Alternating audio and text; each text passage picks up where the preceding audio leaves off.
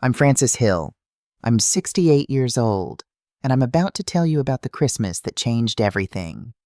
Not because of what happened, but because of what I finally understood. It started with a ding from my phone on December 18th, just as the sun was setting. I was standing in our living room, adjusting the angel on top of our Christmas tree. It kept tilting to the left, no matter how many times I tried to straighten it. Richard was in the garage, fixing the snowblower. The smell of pine filled the house. I just lit the cinnamon candles. Everything felt peaceful until I opened that message. Mom, we need to talk about Christmas. Sarah and I think it's best if you and Dad skip this year. We want a quieter celebration with just our immediate family. Please understand. Vincent. I read it once, then twice, then a third time, hoping the words would somehow rearrange themselves into something that hurt less. They didn't. My first instinct wasn't sadness, it was anger. Hot, immediate anger that rose from my chest to my face. I could feel my hands shaking as I pressed the call button. Ring, ring, ring, voicemail. I called again. Same thing. On the third try, my phone buzzed with a text. I know you're upset, but this is our decision. We'll call after the holidays. After the holidays? As if Christmas was just another Tuesday. As if 42 years of being his mother could be postponed like a dentist appointment. I stood there, staring at the tree. The lights blinked softly. Red, green, gold. The same lights I'd been putting up since Vincent was 3 years old.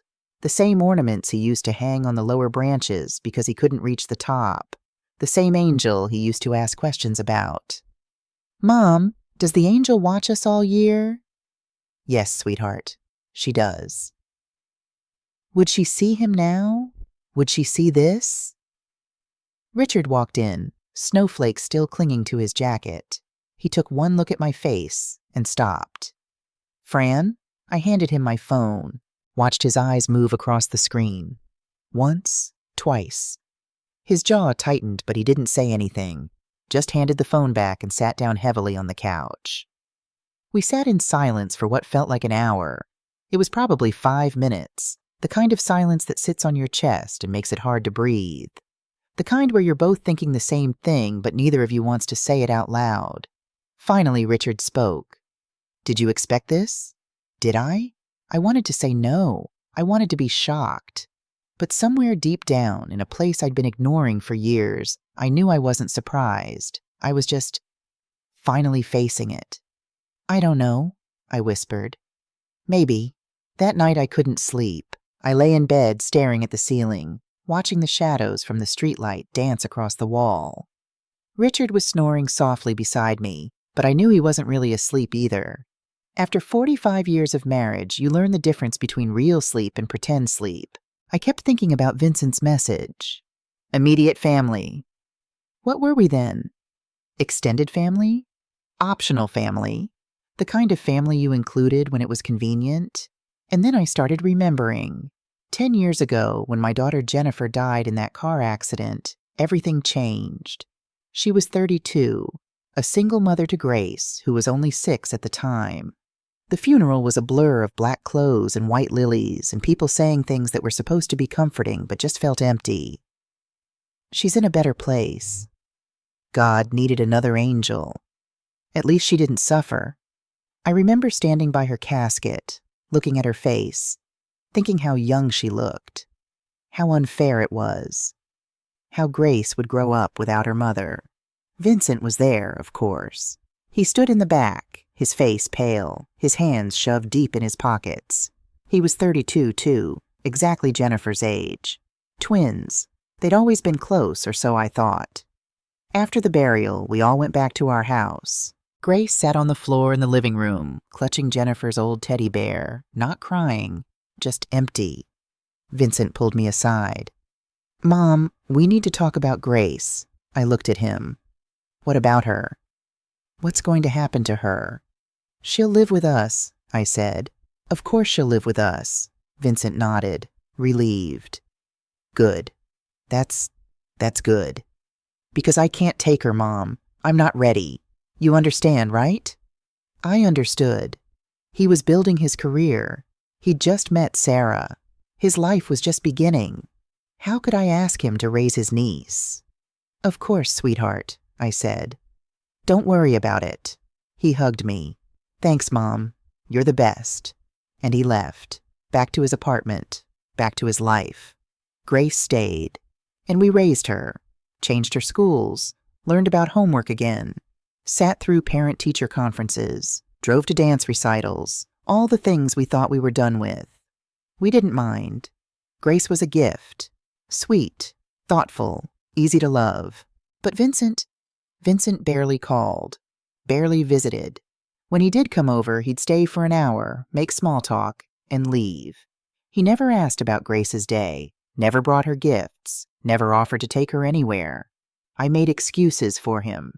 He's busy. He's building his future. He's dealing with grief in his own way. 5 years later, when Vincent married Sarah, we were excited. Finally, maybe things would change. Maybe Sarah would help him reconnect with family. The engagement dinner was at a fancy restaurant downtown. Sarah was beautiful, polished. She worked in marketing and talked about brand narratives and strategic positioning. She smiled at all the right moments. When I mentioned Grace suggested she could be a junior bridesmaid, Sarah's smile didn't falter, but it also didn't reach her eyes. "That's sweet, Francis," she said, "but we're keeping the wedding party small, just close friends." Close friends, not family. Not the niece Vincent had known since birth. I felt Richard's hand on my knee under the table, a gentle squeeze that meant, "Don't push it." So I didn't. The wedding was beautiful. Grace wasn't invited to the ceremony. We told her it was adults only. She was 11, old enough to know that was a lie, but sweet enough to pretend she believed it. 3 years ago, when Oliver was born, I thought maybe this would be the bridge. A baby brings families together, right?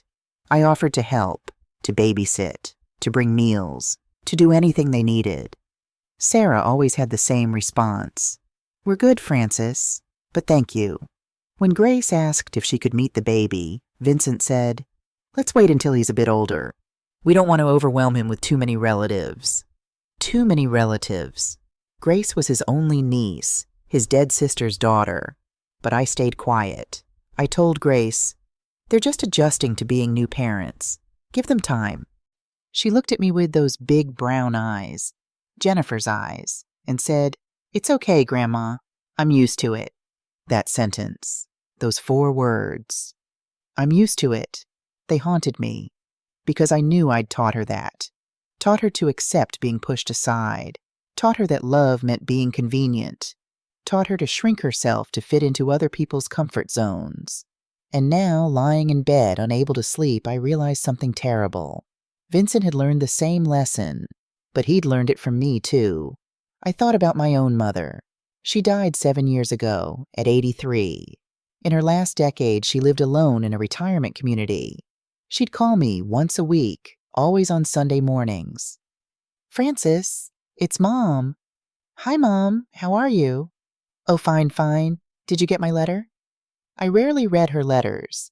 They were always long, rambling stories about her neighbors or her garden or some TV show she was watching. I'd skim them, planning to respond later, and then forget. "Yes, Mom. It was lovely. I haven't seen you in a while. Maybe you could visit?" "I will, Mom. Things are just busy right now. Vincent's got his new job and we're helping with Grace and, of course, you're busy. I understand." But she didn't sound like she understood. She sounded lonely. I visited maybe 3 or 4 times a year, always with a reason. Her birthday, Christmas, Easter. Never just because. After she died, we found her journals in her apartment. Boxes of them, dating back decades. Richard and I sat on her floor, surrounded by her handwriting, reading her private thoughts. One entry from about 10 years before she died hit me like a punch. "Frances called today. She sounded distracted. I asked if she wanted to visit, but she said she's too busy. I suppose I'm not a priority anymore. I raised her. I gave her everything. And now I'm just background noise. I wonder if she'll understand this feeling one day. I hope not, but I think she will." I cried when I read that, and I sobbed, actually, because I did understand. I understood it right then, sitting on her dusty floor, realizing I'd done to her exactly what Vincent was doing to me. I'd made her feel invisible, optional, convenient only when I needed something. And she'd known. She'd known the whole time. The pattern was so clear. My mother had felt abandoned by me. I'd felt abandoned by Vincent. And Vincent? What was he running from? I got out of bed around 2 a.m. Richard stirred but didn't wake. I went downstairs, made tea I didn't drink, and sat in the dark living room. The tree lights were off, but I could still see the silhouettes of the ornaments. Each one a memory. The paper snowflake Vincent made in first grade. The baby's first Christmas ornament from the year he was born. The clay handprint from when he was 4. I'd kept everything. Every drawing. Every report card. Every certificate. Every photo. What had he kept of us? I pulled out my phone and started scrolling, looking for patterns I'd missed, evidence I'd ignored. Last year, I'd baked Vincent's favorite cookies, ginger snaps with dark chocolate chips, his favorite since he was 10. I'd made 6 dozen, wrapped them carefully, drove them to his house. Sarah answered the door. Oh, Francis, how sweet. I thought Vincent might enjoy them. Actually, we're trying to reduce sugar in the house. For Oliver, you understand. I stood there, holding the cookies, feeling ridiculous. Of course, I should have asked first. No worries. Maybe next time. There was no next time. The cookies sat in our freezer for 3 months before I threw them away. 2 years ago, I'd brought over our family photo albums. I wanted to show Vincent pictures of his father at his age, point out how similar they looked. I thought it would be nice. A connection. Vincent barely glanced at them. Mom, we're trying to minimize clutter. Sarah's really into that minimalist thing. These are your family photos. I know, and I appreciate it. But maybe you could keep them. For now? For now. Always for now. Never for never. The science kit. The offers to babysit. The carefully chosen birthday gifts that sat unopened for weeks. Every instance of rejection I'd made excuses for. But now, in the dark, I couldn't make excuses anymore. And then I thought about the photos. The ones I'd posted on Facebook. Oliver's first birthday party. I'd been so excited.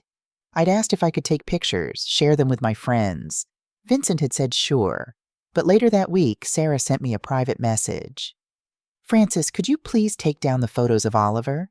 My family wasn't there, and it's creating some awkwardness. Thanks for understanding. I'd deleted every single photo, all 17 of them, and I'd never posted a picture of Oliver again. When I'd asked if Grace could be in family photos, Sarah said, let's keep it to immediate family for now. Immediate family. There it was again.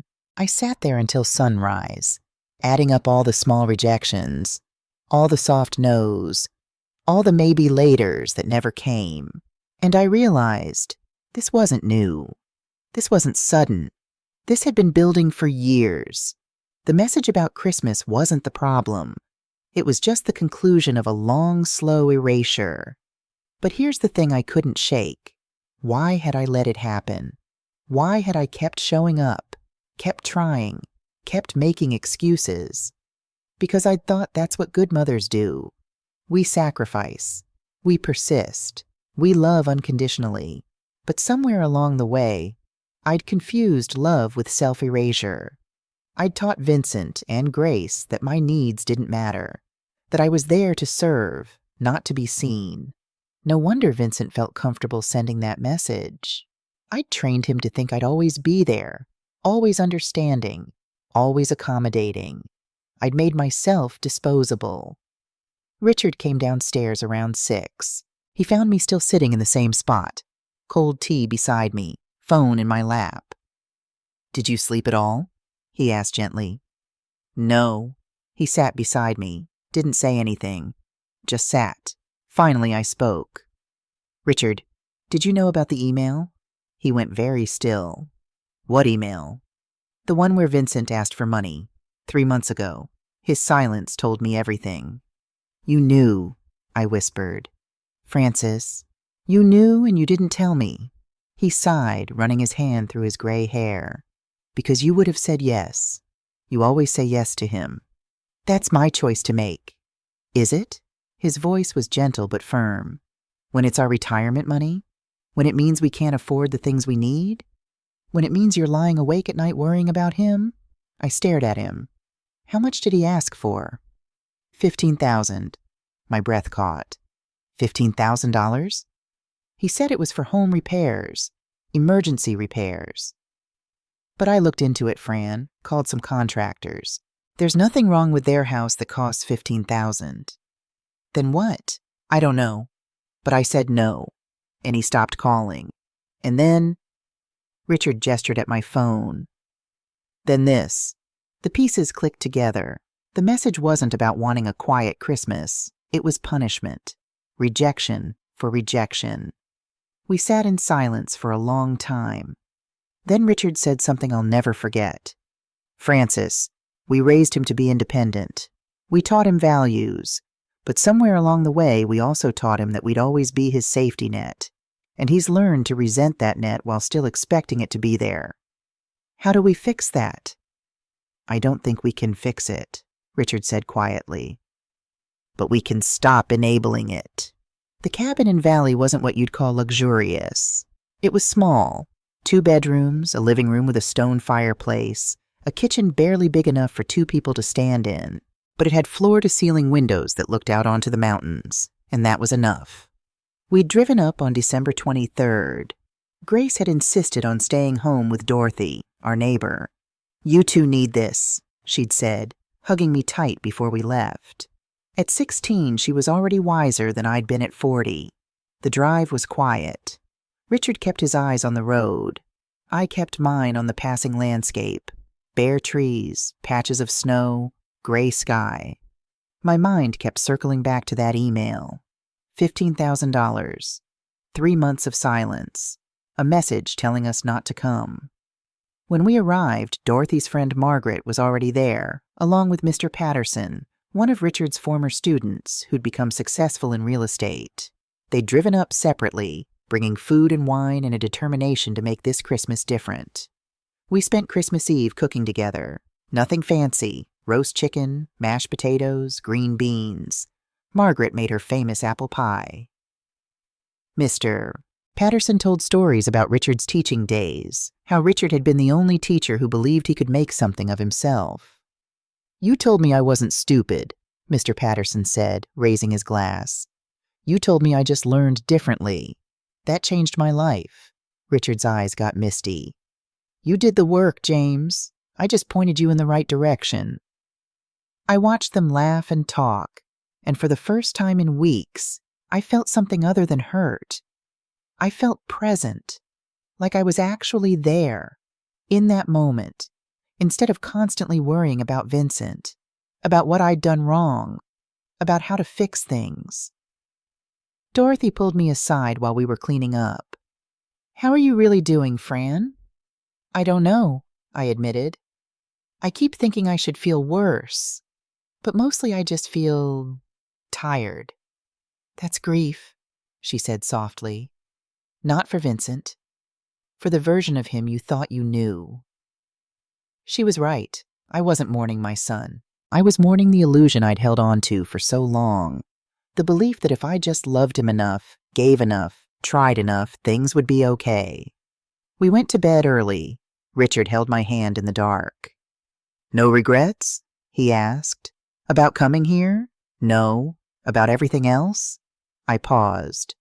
Too many to count. We did our best, Fran. Did we? I'm not so sure anymore. He didn't argue, just squeezed my hand tighter. Christmas morning started peacefully. I woke up to sunlight streaming through the windows, painting golden rectangles across the wooden floor. Richard was already up, making coffee. I could hear Margaret and Dorothy laughing in the living room. Then my phone started buzzing, and buzzing, and buzzing. I picked it up, expecting maybe a message from Grace. Instead, my screen was filled with notifications. Missed calls, voicemails, text messages. All from Vincent. My heart jumped. Something was wrong. Had something happened to Oliver? I opened the first voicemail with shaking hands. Mom, where are you? We need to talk. Call me back. It's urgent. His voice was tight. Panicked, but not the panic of an emergency. Something else. Second voicemail from Sarah. Francis, I don't know what you're trying to prove, but this is childish. Vincent is very upset. I stood there frozen, trying to make sense of it. What was I trying to prove? I wasn't trying to prove anything. We just left. We took the trip we'd planned. Third voicemail, Vincent again. Seriously, Mom, call me. We need to talk about this. Fourth, are you ignoring me? That's real mature. Fifth, I saw the pictures. Valley? Really? You can afford that, but you can't help us? That's when it clicked. Dorothy must have posted photos. She was always taking pictures, always sharing them on Facebook. I hadn't even thought about it because I wasn't trying to make a statement. We were just living. But to Vincent, it looked like something else entirely. I scrolled through Facebook, found Dorothy's post. There we were, sitting around the fireplace, glasses of wine, laughing. The cabin looked cozy in the photos. Warm, happy. And yes, maybe a little nicer than our house. The comments were full of people I knew from church, from the neighborhood, saying things like, "You two look wonderful," and "What a beautiful place, eh?" and "Merry Christmas." 47 missed calls. I counted them twice. Richard walked in with coffee. Everything okay? I showed him the phone. He read through the messages, his jaw tightening with each one. When he finished, he set the phone down carefully on the nightstand. He saw the photos, Richard said. It wasn't a question. Apparently. And now he's angry. Apparently.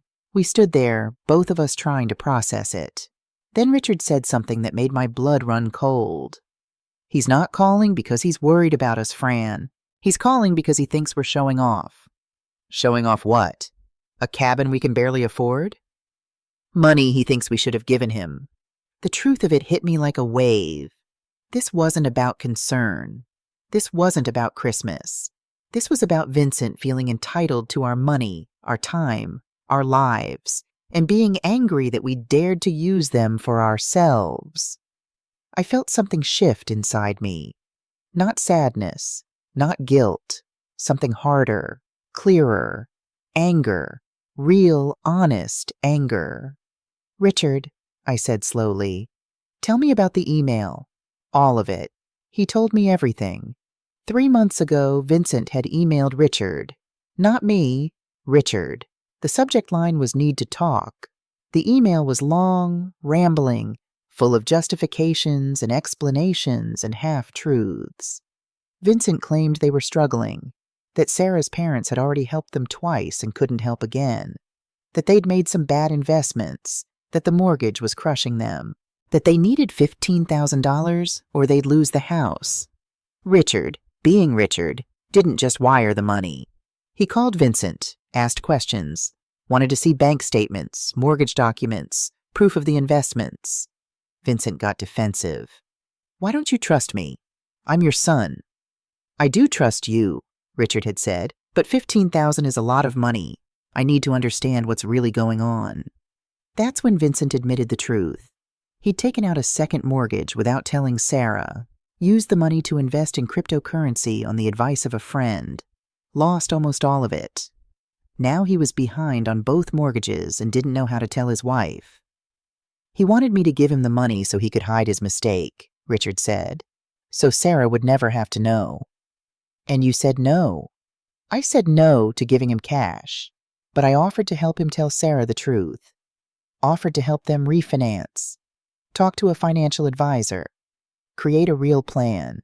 I told him hiding it would only make things worse. What did he say? Richard's face hardened. He hung up on me, and then I got an email from Sarah a week later saying we'd turned our backs on family in their time of need, and that maybe we should reconsider our priorities before expecting to be part of Oliver's life. My stomach dropped. Sarah wrote that? According to the email address, yes. But did she actually write it? Or did Vincent write it on her account? Richard paused. I don't know. I assumed it was her. Something wasn't adding up. The Sarah I knew was polished, professional. She chose her words carefully. The phrase reconsider our priorities sounded like something Vincent would say. Dramatic. Manipulative. I grabbed my phone and did something I should have done months ago. I called Dorothy, asked her for Sarah's friend Angela's number. Angela worked with Sarah, carpooled with her 3 times a week. Angela answered on the second ring. "Francis, is everything okay?" "I need to ask you something, and I need you to be honest with me. How are Vincent and Sarah doing? Financially?" There was a long pause. "Francis, I probably shouldn't—" "Please, Angela, I need to know." She sighed.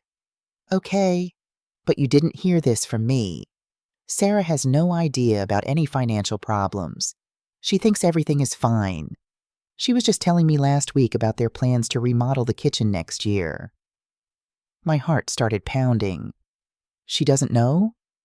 Know what? About the second mortgage, the investments, the debt. What? No! Francis, what are you talking about? I told her everything. By the time I finished, Angela was silent. Finally, she spoke, her voice tight with anger. "That son of a bitch! Sarah is going to kill him."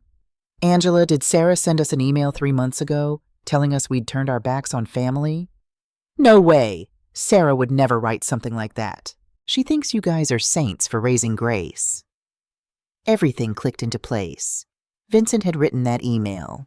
Vincent had hidden the debt from his wife. Vincent had been lying to everyone, his parents, his wife, probably his friends too. And the message telling us not to come for Christmas? I'd bet my life that Sarah hadn't written that either. "Angela," I said carefully, "does Sarah know where we are right now?" "In Valley? Yeah, she saw the photos. She thought it was sweet.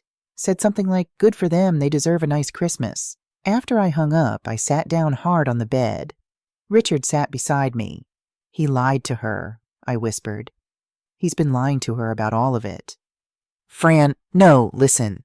Sarah doesn't know about the debt. She doesn't know he asked us for money.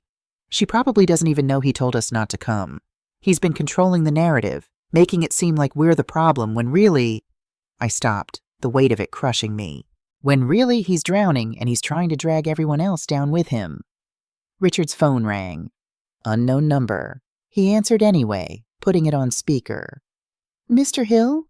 This is Thomas Hill, Vincent's cousin." "Thomas, hi. What can I do for you?" "I just wanted to give you a heads up.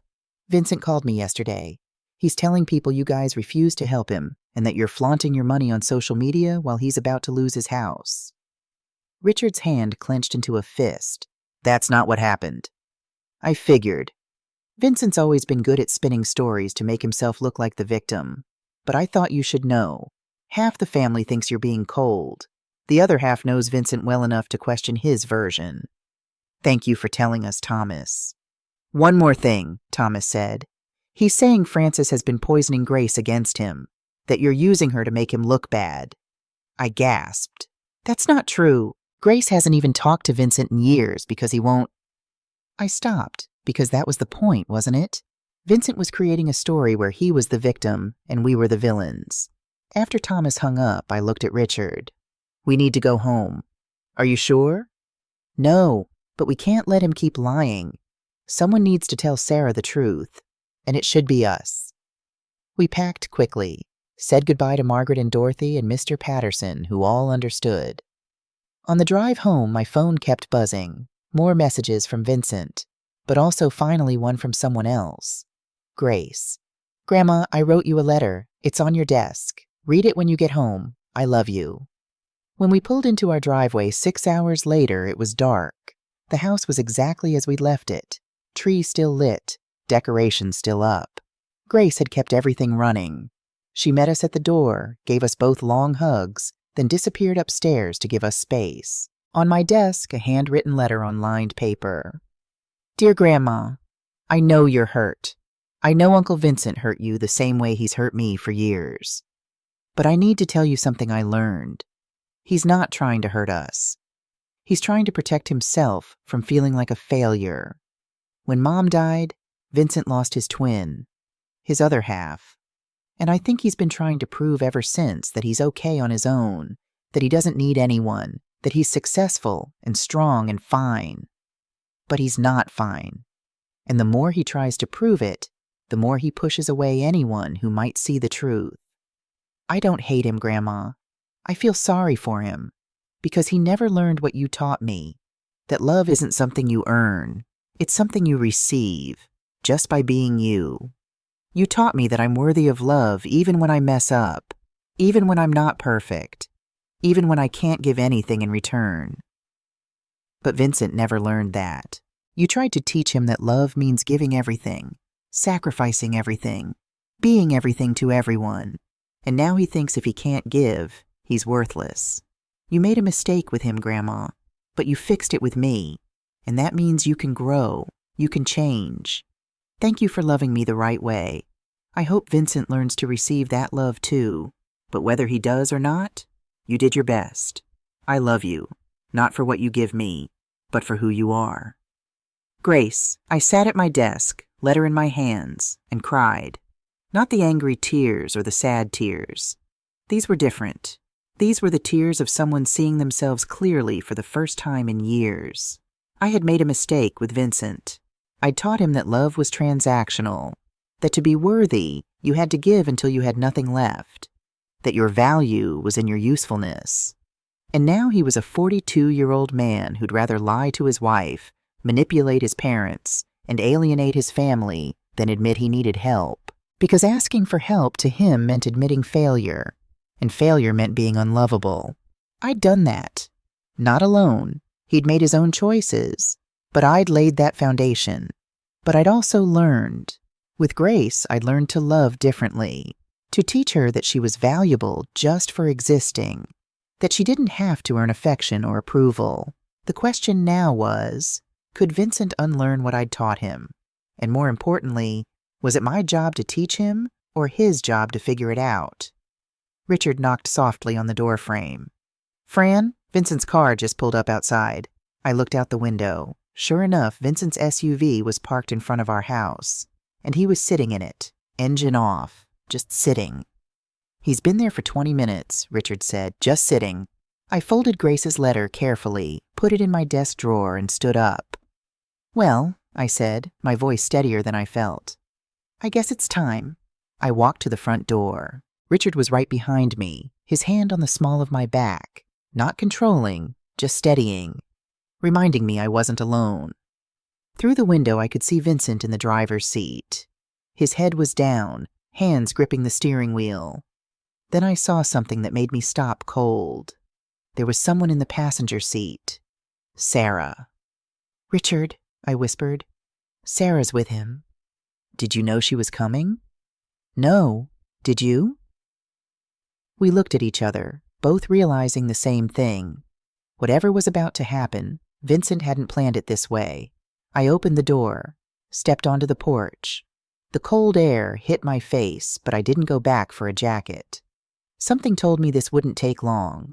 Vincent saw me. Even from 20 feet away, I could see his face, pale, exhausted, maybe even scared. He said something to Sarah. She shook her head. They were arguing. Finally, they both got out of the car. Sarah looked different than I'd ever seen her. No makeup, hair in a messy ponytail. She'd been crying. Her eyes were red and swollen. She stood by the car like she wasn't sure if she should come closer or run away. Vincent walked toward me, but he didn't get far before he stopped. Like there was an invisible line he couldn't cross. Mom, he said. His voice cracked. Where were you? Do you know how worried I was? The words were right, but the tone was wrong. He didn't sound worried. He sounded accusatory, like I'd done something to him. We were in Valley, I said calmly, at a cabin, having Christmas. You didn't tell anyone. I told Grace, and we're adults, Vincent. We don't need permission. His jaw tightened. That's not what He stopped, rubbed his face. You knew I was trying to reach you. I saw your calls, all 47 of them. Then why didn't you answer? Before I could respond, Richard stepped forward. Because we needed space. From the drama. From the demands. From feeling like we only matter when you need something. Vincent's eyes flashed. That's not fair. Stop. Sarah's voice cut through the cold air like a knife. She'd moved closer, arms wrapped around herself. Just stop, Vincent. He turned to her. Sarah, we talked about this. No, you talked. I listened, and now I want to hear their side. She looked at me, and I saw something in her face I'd never seen before. Desperation. Francis, please, tell me what's going on, because nothing Vincent has told me makes sense. Sarah, don't do this here, Vincent started. Vincent. She whirled on him. I just found out my husband has been lying to me for 6 months. I think I've earned the right to get some answers. The silence that followed was suffocating. What did you tell her? I asked Vincent quietly. He wouldn't look at me. I told her the truth. Which truth? Richard's voice was hard. The one where you asked us for $15,000 to cover debts you're hiding from your wife? Or the truth where you told us not to come for Christmas as punishment for saying no? Sarah gasped. Actually gasped. She turned to Vincent, and I watched her face go from shock to horror to rage in the span of 3 seconds. You told them not to come? You? Sarah, you told me they said they didn't want to come. You said Frances sent you a message saying she and Richard wanted to do their own thing this year. That's not— Don't you dare lie to me right now. Her voice broke. I wrote that message to your parents because you told me they were upset about us not being able to afford fancy gifts this year. You said we should give them space. Vincent's face went white. I was trying to protect you. From what? From knowing that you're drowning us in debt? From knowing that you've been lying to everyone in your life? She turned to us, tears streaming down her face. I didn't know. I swear to God I didn't know about any of this. Not the money, not the message, not— Her voice broke completely. I moved without thinking, went to her, put my arms around her. She collapsed against me, sobbing. I thought you were mad at us, she choked out. I thought we'd done something wrong. Vincent kept saying you were disappointed in him, that you thought he was a failure, that you were judging us. So I kept my distance because I didn't want to make things worse. But it was all— She pulled back, looked at me with devastated eyes. It was all a lie? Not all of it, I said gently. I think Vincent really does feel like a failure, but he chose to lie about it instead of asking for help. She looked at Vincent. He was standing perfectly still like a statue, his hands clenched at his sides. How much? Sarah asked him. How much do we owe? Sarah, not here. How much? 63,000, he whispered. She staggered. Actually staggered backward. Richard caught her arm to steady her. 63. She couldn't even finish the sentence. The second mortgage, the cryptocurrency, what else? Some credit cards, a personal loan. Jesus Christ, Vincent. She wasn't crying anymore. She was just empty. Were you ever going to tell me? I was trying to fix it first. By asking your parents for money? By lying to me? By isolating us from the only people who actually give a damn about our family? She shook her head. I can't even look at you right now. She turned to me. Francis, I'm so sorry. For the email. For the distance. For believing him when he painted you as the problem. I should have called you myself. I should have— She stopped, wiped her eyes. I don't know what I should have done. But not this. We moved inside. It was too cold, and this conversation needed walls. Grace had gone to her room when she heard the voices, giving us privacy. Sarah sat on the couch, as far from Vincent as possible. Vincent stood by the fireplace, refusing to sit, his whole body rigid with tension. Richard made tea, nobody drank. I sat in my chair, the one I'd sat in 10,000 times, and looked at my son. Really looked at him. He looked old. Older than 42. There were lines around his eyes I hadn't noticed before. Gray hairs at his temples. His shoulders were slumped like he was carrying something too heavy. Vincent, I said quietly. Sit down. I don't want to sit. Sit down. Something in my voice made him obey. He sank into the chair across from me, and for a moment he looked like that little boy who used to sit there doing homework while I made dinner. I need to tell you something, I said, and it's going to hurt. He laughed bitterly. More than this? Yes, because it's about me, about what I did wrong. That got his attention. He looked up, confused. When you were growing up, I continued, I taught you something terrible. I didn't mean to, but I did. I took a breath. I taught you that love means giving until you have nothing left. That to be worthy of affection, you have to sacrifice everything. That your value as a person is measured by your usefulness to others. Vincent opened his mouth, but I held up my hand. I taught you that because that's what I believed. That's how I loved my own mother. I gave and gave and gave, and when I ran out of things to give, I felt worthless. And I think that's what you're feeling now. His eyes were shining. Mom, you made bad investments. You got into debt, and instead of asking for help, you tried to fix it yourself because you thought if you couldn't fix it, you weren't worth loving. That we'd be disappointed in you. That you'd failed as a son, as a husband, as a father. A tear rolled down his cheek. I did fail. No, you made mistakes, that's different. I leaned forward. But here's what I need you to understand. I was wrong. The way I loved you was wrong. Love isn't about giving until you're empty. It's not about being perfect. It's not about never making mistakes. Then what is it? His voice was barely a whisper. It's about being honest, being present, being willing to be vulnerable. I looked at Sarah, then back at him. Your father said no to giving you money because he loves you.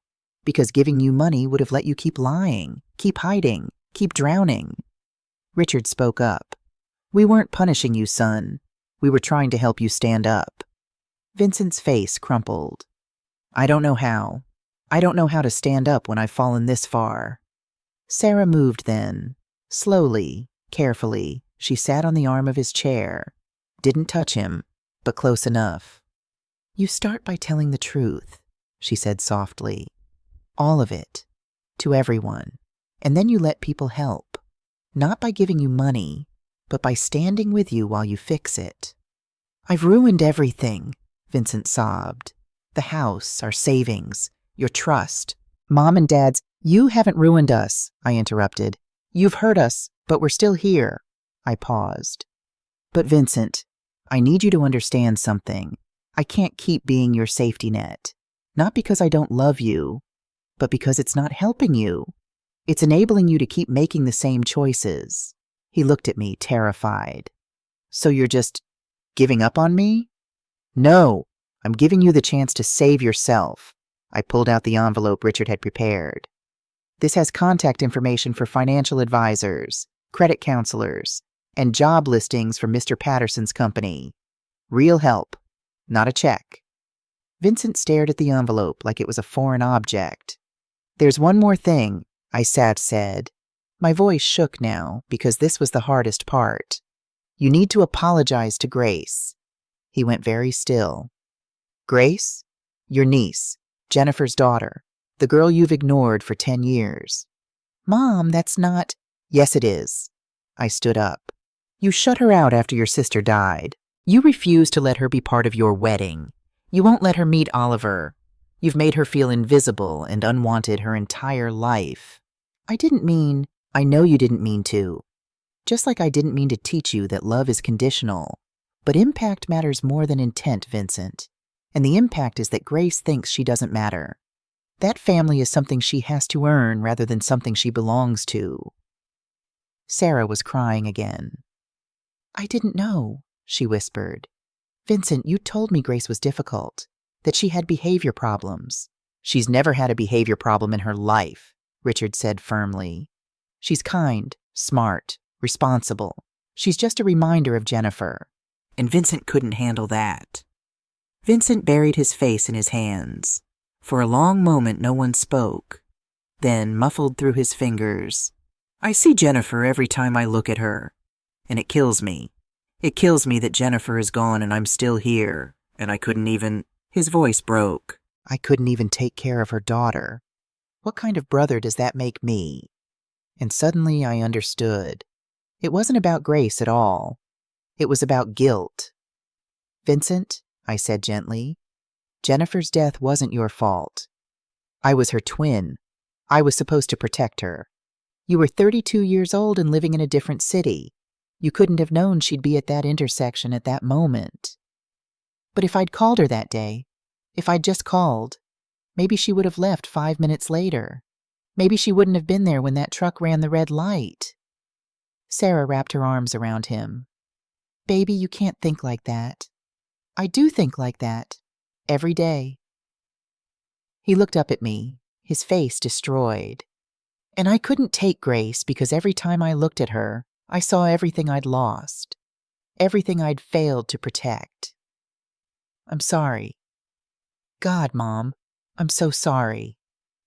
We talked until almost midnight. Vincent admitted everything, the investments, the loans, the lies he'd told to cover his tracks. Sarah asked hard questions. Vincent answered them, most of the time honestly. "We're going to lose the house," Sarah said finally. "Aren't we?" "Probably," Richard said, "unless you can work out something with the bank." "We'll figure it out," Sarah said. She looked exhausted. "We'll rent for a while, rebuild, but Vincent," she turned to him, "no more secrets, no more trying to protect me from reality. We're partners. That means we face things together." He nodded, unable to speak. Before they left, I stopped Vincent at the door. "I love you," I said. "I always have, but you need to do the work now. We can't do it for you." "I know." He hugged me, and for the first time in years, it felt real. "Thank you, Mom, for not letting me keep lying." 6 months later, on a warm July afternoon, Grace came running into the kitchen. "Grandma, Uncle Vincent just texted. He wants to know if I want to meet Oliver at the park tomorrow." I looked up from my cooking. "What did you say?" "I haven't answered yet. I wanted to ask you first. Do you think—" She paused. "Do you think he means it?" "I think he's trying, and that's enough for now." She smiled, but it was tentative, hopeful.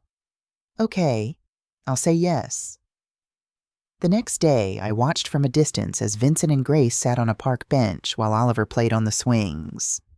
I couldn't hear what they were saying, but I saw Vincent's shoulders shake, saw Grace put her hand on his arm, saw him hug her, and saw her hug him back. It wasn't redemption, not yet, but it was a beginning. That Christmas, our second Christmas since Valley, was different. We hosted at our house, not fancy, just us. Vincent, Sarah, Oliver, Grace, Dorothy and Margaret, Mr. Patterson, and one person I hadn't expected, David, Jennifer's widower. He'd reached out months earlier, wanting to reconnect with Grace. She'd been nervous, but she'd said yes. Now he came to visit every few weeks, sharing stories about Jennifer, keeping her memory alive. Vincent and Sarah had moved into a smaller apartment. They'd declared bankruptcy and started over. It was hard, but they were doing it together. Vincent had taken one of the jobs from Mr. Patterson's company. The pay was less, but it was honest work. Before dinner, Vincent asked if he could say something. We all gathered in the living room. Oliver sat on the floor, playing with blocks Grace had given him. David stood near the window, looking at old photos of Jennifer. Vincent cleared his throat. "I want to say something. To everyone, but especially to Grace." Grace looked up, surprised. "I'm sorry," Vincent said, his voice steady. "For years, I made you feel like you didn't belong, like you weren't part of this family, like you were a burden instead of a blessing." He knelt down so they were eye level. "You're not a burden, Grace. You're my niece. You're Jennifer's daughter, and you're one of the best people I know." Grace's eyes filled with tears. "Uncle Vincent, I can't make up for the years I lost, but I want to try, if you'll let me." She threw her arms around him. "I'd like that." Oliver toddled over, confused by the crying. "Why sad?" Grace laughed through her tears. "Not sad, buddy. Happy." "Happy crying?" "Yeah, happy crying." Later, after we'd eaten, after the dishes were done, after the kids were playing in the other room, I stood with Richard looking out at our backyard. Snow was falling softly, covering everything in white. "You did good, Fran," Richard said. "We did good," I corrected. "Together." He kissed the top of my head. "Think it'll stick? Vincent's changes? I don't know, but it's not my job to make sure it does. That's his work now." "When did you get so wise?" I smiled. "When I finally learned that love doesn't mean sacrificing yourself. It means being brave enough to let people grow. Even when growing means falling first." That night I wrote in my journal, something I'd started doing after finding my mother's journals. "Dear Mom, I understand now why you felt lonely, why you felt invisible. I did the same thing to you that Vincent did to me. I thought love meant always being there, always sacrificing, always giving, and I thought if I stopped, I'd be a bad daughter. But you didn't need a perfect daughter. You needed an honest one who could say, 'I'm overwhelmed,' or 'I need space,' or 'I love you, but I can't right now.' I'm teaching Vincent that now, teaching him that it's okay to fall, okay to fail, okay to ask for help. I wish I'd learned it in time to teach you, but maybe teaching him is my way of honoring you. I love you, Mom. I always did. I just didn't know how to show it in a way that mattered. Your daughter, Frances." I closed the journal and looked at the Christmas tree. The angel was still tilted slightly to the left. I'd stopped trying to fix it. Some things don't need to be perfect. They just need to be loved. And we were loved. Imperfectly, messily, honestly. But loved.